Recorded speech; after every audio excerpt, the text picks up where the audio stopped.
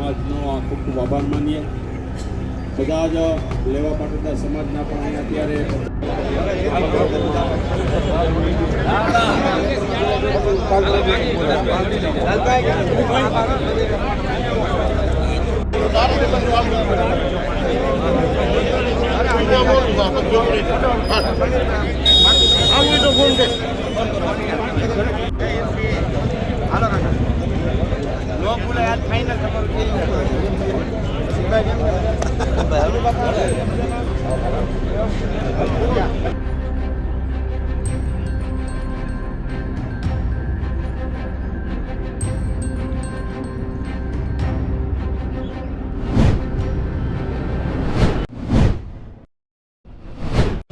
છેલ્લા ઘણા દિવસ થયા, 2-4 દિવસ થયા, ગોંડલની છબી ખૂબ જ ખરડાય એવા ખૂબ બધે મીડિયામાં લોકો જેને મોઢામાંથી લાળ ટપકતી હોય, જેને ગોંડલની ઊંડેથી સીટ દેખાતી હોય, એને બહુ દૂર દૂરથી અહીંયા કીધું છે, પેલા ભાઈ સમગ્ર સૌરાષ્ટ્ર વિકસિત કોઈ સિટી હોય ને તો એનું નામ ગોંડલ છે. અને વિકસિત સિટી કેમ કહી શકાય? તો સમગ્ર સેન્ટરમાંથી ગોંડલ જેવા નાના સેન્ટરમાં જમીનના છેલ્લા સોદા થયા હોય ને 6 કરોડ ને 85 લાખનો વીઘો, તો એનું મૂળ ગોંડલ છે ને એના મૂળમાં જયરાજસિંહ જાડેજાનો પરિવાર છે. એટલે જેને હું આ વાત એટલા માટે કરું છું કે પટેલ તરીકે જ્યારે બનાવ બન્યો ત્યારે મને બહારથી ફોન ચાલુ થયા કે વિધાનસભામાં તમારો મોકો છે, તમે આમાં કૂદી પડજો. એલા ભાઈ, કૂદી નથી પડવું. અહીંયા અમે બધા પરિવારની જેમ રહી છે અને અમારી એક જ અપેક્ષા છે કે અમારા ગોંડલનો વિકાસ થાય અને અમારું ગોંડલ એક થાથી રહે. અને એક વાત બહારના લોકોને કહું છું, ગોંડલના લોકોને ખબર છે કે પાટીદાર અને ક્ષત્રિયો વચ્ચે આ ગોંડલમાં જ્યારે રૈયા બાપા ભાખર કે 7,000ની વોટિંગ વાળો ક્ષત્રિય સમાજ છે, 1,40,000 પટેલ સમાજના વોટ છે, એમાંથી હું આવું છું. જો જયરાજસિંહ જાડેજા પાટીદાર સમાજ સામે હોય ને તો અલ્પેશ ઢોરલિયાનું નેતા તરીકે ઉદ્ભવ ન થવા દે. અને મારું ઉદ્ભવ એને કરાવ્યું છે. શું કામ? બીજો કોઈ નેતા હોય તો ન થવા દે. એણે કીધું છે કે અલ્પેશને અમે બધા ભાઈની જેમ રહી છે, આજ અમે દીકરાની જેમ રહી છીએ. ઘણાએ અમારા પગે લાગવાના વિડિયા શેર કર્યા છે અને એને કીધું છે ગુલામ નથી. એલા ગુલામ નથી, અમારા બાપ સમાન છે ને, એટલે પગે લાગી છે અને હજી 30 વર્ષ લાગવાના છે. અને હજી જેને લાડ ટપકે ને કહી દઉં છું કે અહીંયા સીટ ઉપર કોઈ બહારના નજર ન કરતા, અહીંયા અમારો ગણેશ તૈયાર છે.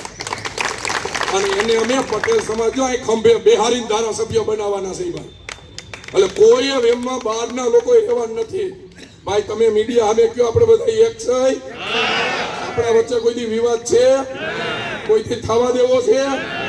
અમે બધા ભાઈની જેમ રહી છીએ, રહેવાના છે. એટલે બહારના જે લુખાવને અહીંયા ગુંડાગીરી દેખાતી હોય ને એને અજયડાર આવીને અહીંયા પૂછજો અમને. પેલા ભાઈ એશિયા ખંડના સૌથી મોટા એપીએમસીના ચેરમેન તરીકે, પાટીદારના દીકરા તરીકે જયરાજસિંહ જાડેજાએ અમને બેહાર્યા છે. તમે પૂછો કોકને કે સમગ્ર સૌરાષ્ટ્રમાંથી પાટીદાર સમાજને જો વધારે હોદ્દા આપ્યા હોય ને તો જયરાજસિંહ જાડેજાએ ગોંડલમાં આપ્યા છે. અને તમે અમને એમ કહો સાહેબ વિવાદ છે? અહીંયા અમે બધા એક છે રહેવાના છે.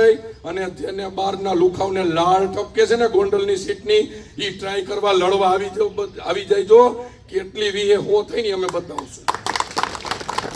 આ ગોંડલ શાંતિનું પ્રતીક છે. એક સમય એવો હતો કે ગોંડલ ચાલુ થાય એટલે કાયદાની વ્યવસ્થા પૂરી થતી હતી. અત્યારે ગોંડલ એવું છે કે ગોંડલ ચાલુ થાય એટલે જ્ઞાતિ જાતિના વાળા પૂરા થાય છે. એક ગોંડલ અને અખંડ ગોંડલ છે અને આ રહેવાનું છે. જેને જે ટ્રાય કરવી હોય કરી લેજો. અમે એક હતા સહી અને હજી 30 વર્ષ અમે બધા ભેગા રહેવાના છે. ભારતમાં તકી જાય. વંદે માતરમ. લગભગ છેલ્લા 4-5 દિવસથી જે રીતે ગોંડલને બદનામ કરવામાં આવી રહ્યું છે, જે રીતે સમગ્ર સૌરાષ્ટ્રને બહાર બેઠેલા લોકો જે રીતે ગોંડલને અલગ નજરથી જોવે છે, જે લોકો ગોંડલને મિર્ઝાપુર તરીકે સંબોધે છે, એવા આવારા તત્વોને એવા ટપોરીઓને અહીંથી ગોંડલના 18 વર્ષના લોકો તરફથી ને ગોંડલના યુવાન તરીકે એવા ટપોરીઓને હું જવાબ આપું છું કે ભાઈ ગોંડલ ગોકુળિયું ગોંડલ છે સર.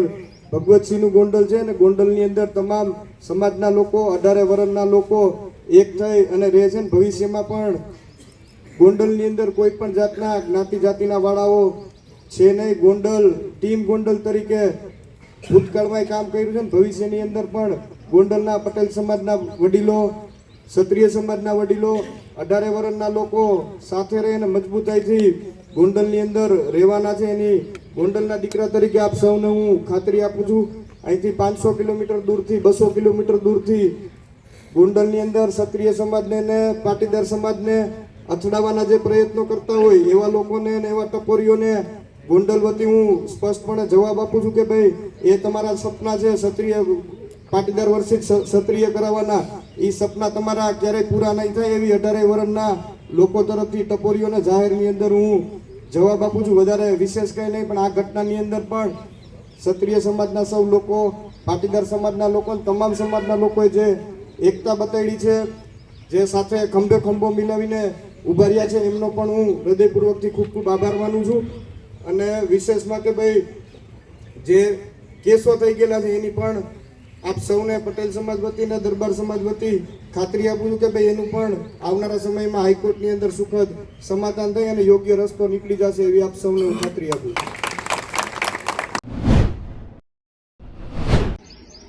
બહારના નેતાઓને ગોંડલની તાસીરની ખબર નથી. તમે એમને ખાલી એકવાર ગોંડલમાં આટો મળવો, એ જે નેતાઓ છે બહાર બેઠા બેઠા પોતાની તમારી ભાષામાં શું કહેવાય ટીઆરપી વધારવા. મને કહો સાંભળો, પકડ મુજે જોર આતા હે, આવું કરીને જે લોકો બોલે છે હું એમ કહું છું કે ગોંડલ જેવી શાંતિ ક્યાંય નથી. અહીંયા તમામ સમાજ ઉપસ્થિત છે, એમને પૂછજો. જાણતા કે અજાણતા નાનું મોટું કોઈ સમગ્ર થઈ ગયું હોય, સાચી ભૂલ સમજાણી છે કે ભાઈ આપણે ખરેખર આ ગેર મારીએ છીએ.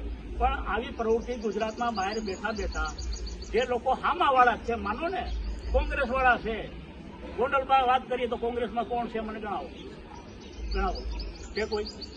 પણ છતાં એને એક ઓફિસની અંદર 4 દિવાલોની વચ્ચે બેઠા બેઠા આવી જ પ્રવૃત્તિ કરવી છે. બોલો તમારું શું કહેવું? બોલો તમારું શું કહેવું? તમારે શું કેવું? ફલાણા આમ છે, કોઈને કાંઈ કહેવું નથી, એમને શાંતિથી રહેવા દો ને રહી છે. ખાસ કરીને અમુક પાટીદાર આગેવાનોએ ગોંડલને ગુજરાતનું સાથે સોશિયલ મીડિયાની અંદર સત્તામાં ગયું છે, આને શું જવાબ આપો? તમે જે કહો છો, હું મારી ભાષામાં એમ કહું છું કે મેં પાટીદાર સમાજ સાથે કાંઈ લેવા દેવા નથી. તમને પૂછજો, એમને પાટીદાર સમાજ સાથે કાંઈ લેવા દેવા નથી. એવા ગયના ગાયઠા મુઠ્ઠીભર માણસો છે કે જેની પ્રવૃત્તિ આખો જે આ જ કરવી છે. હવે એને પૂછો કે તમારી વેલ્યુ શું છે ગામમાં?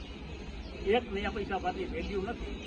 એટલે 4 દિવાલ વચ્ચે બેઠા બેઠા આવો ઓડિયો ને મીડિયા વાયરલ કરીને એમ કહેવા માંગે છે કે આ તાલુકામાં જઈને અમે લડી શકીએ તો અમે જ છીએ, અમે જ સમાજના આગેવાન છીએ, અમે જ સમાજના હામી છીએ, આવું દેખાડવા માંગે છે. બાકી એવું ખરેખર જેને ટિપ્પણી કરી છે મિર્જાપુર ગોંડલની, એ પરસોત્તમ પીપળિયા છે, સહકારી બેંકના જે કહી શકાય છે કે આગેવાન છે, સહકારી ક્ષેત્રના સૌથી મોટા આગેવાન માનવામાં આવે. એને આ પ્રકારની ટિપ્પણી કરી છે. ગોંડલ હવે મિર્જાપુર જેવું થઈ ગયું.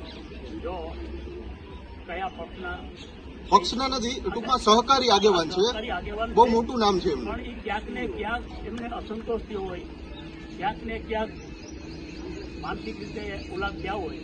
પણ હકીકતે ગોંડલના વાતાવરણથી હું એમ માનું છું કે અજાણ છે ને માટે બોલે છે.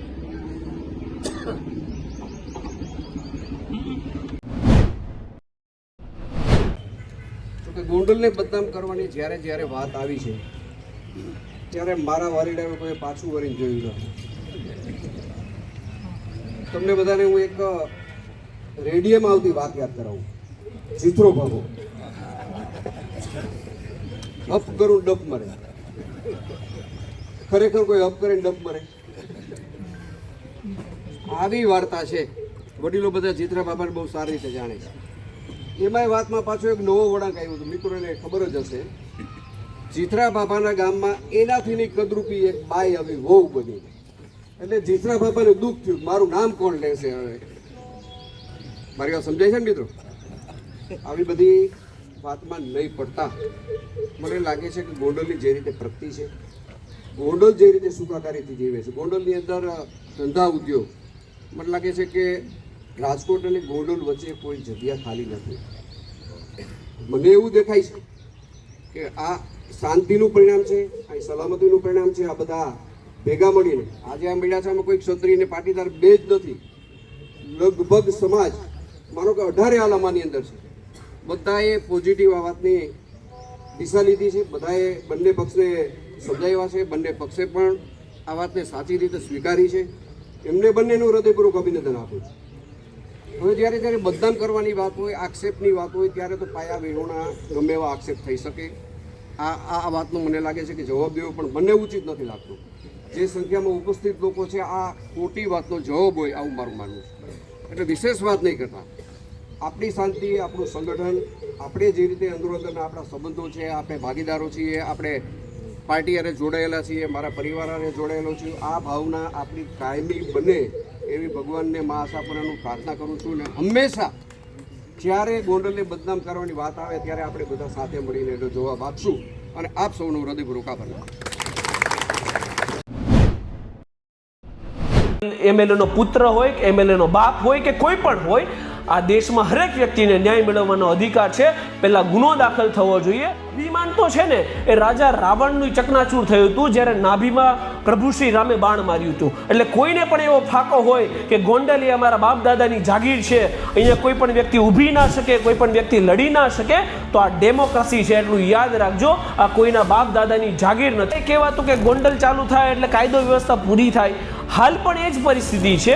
હું માયકમાં હજારો વાર આવા ભાષણો સાંભળું છું કે એક એમએલએના જે પતિ છે એક એવું ભાષણ આપે છે જે મર્ડરના ગુનેગાર છે. હાઈકોર્ટે મર્ડર બાબતે એને લાઈફ ઇમ્પ્રિઝનમેન્ટની સજા અફોર્ડ કરી છે. આજીવન કેદનો એ આરોપી છે.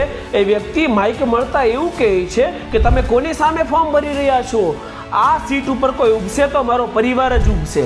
હજુ 2 દિવસ પહેલા મેં એક ભાષણ સાંભળ્યું છે, કથિત પાટીદાર, બરાબર, એ પાટીદાર ના કહેવાય ને, અલ્પેશ જાડેજા એવી સ્પીચ આપે છે કે અમારા ભાઈની સામે પડો છો, આ સીટ ઉપર તમે લાડો પાડો છો, આ સીટ ઉપર કોઈ ઉભશે તો અમારો ભાઈ જ ઉભશે. કોઈનામાં તેવડ હોય તો ઊભીને બતાવે, અમે બતાવીશું તે કેટલી વિશેષ થાય. કેમ? તમારા માતાશ્રી કે તમારા પિતાશ્રી આ સીટ છોડીને ગયા છે. આ દેશમાં લોકશાહી છે.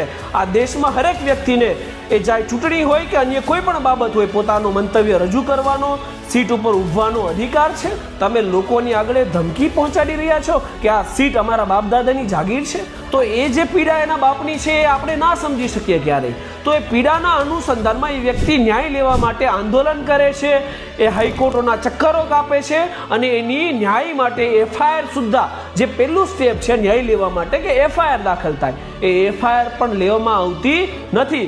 કેમ કે આરોપી છે એ કોઈ એમએલએનો પુત્ર છે, બસ એટલા માટે. તો એક પ્રેમા ફેસી એફઆઈઆર થાય પછી કદાચ એફઆઈઆર ખોટી હોય તો પોલીસ પાસે પાવર છે સમરી બી ફાઇલ કરી દે તપાસ કરવાની જગ્યાએ. જો મેહુલ બોગરા મર્ડર કરે છે અથવા નથી કરતો, પણ કોઈ પણ વ્યક્તિની એવી ફરિયાદ છે કે મેહુલ બોગરાએ મર્ડર કર્યું છે, તો પોલીસની પહેલી જવાબદારી એવી આવે કે મેહુલ બોગરા ઉપર એફઆઈઆર દાખલ થાય 103 બીએનએસ મુજબ. અને પછી કદાચ મેહુલ બોગરાએ મર્ડર નથી કર્યું તો તપાસ કરી અને સમરી બી ફાઇલ કરી દે કે મેહુલ બોગરાએ આમાં મર્ડર કર્યું નથી. તો જે જાટ પરિવારની ફરિયાદ છે કે એફઆઈઆર થાય, તો મર્ડર મુજબની એફઆઈઆર એમએલએનો પુત્ર હોય કે એમએલએનો બાપ હોય કે કોઈ પણ હોય, આ દેશમાં હરેક વ્યક્તિને ન્યાય મેળવવાનો અધિકાર છે. પહેલા ગુનો દાખલ થવો જોઈએ અને પછી તપાસ કરવાનો વિષય આવે છે. અહીંયા અકસ્માતિક નોંધ નોંધાય, એડી નોંધી દીધી. વિચાર કરો કે આ દેશની અંદર કોઈ પણ વ્યક્તિ ન્યાય લેવા જશે તો ક્યાં જશે? સિસ્ટમ કઈ તરફ જઈ રહી છે? હમણાં 2 દિવસ પહેલા મેં એક ન્યૂઝ વાંચી કે જજના ઘરેથી 15 કરોડ જેવી મસ્ત મોટી રકમ મળી. જો ન્યાય વ્યવસ્થામાં જજો આ રીતે કામ કરે છે, જો લોકશાહીની અંદર આવા બેફામ ભાષણો આપણે સાંભળીએ છીએ, તો આ સિસ્ટમની અંદર સામાન્ય વ્યક્તિ પોતાનું અસ્તિત્વ કઈ રીતે ટકાવી શકશે એ મને નથી સમજાતું.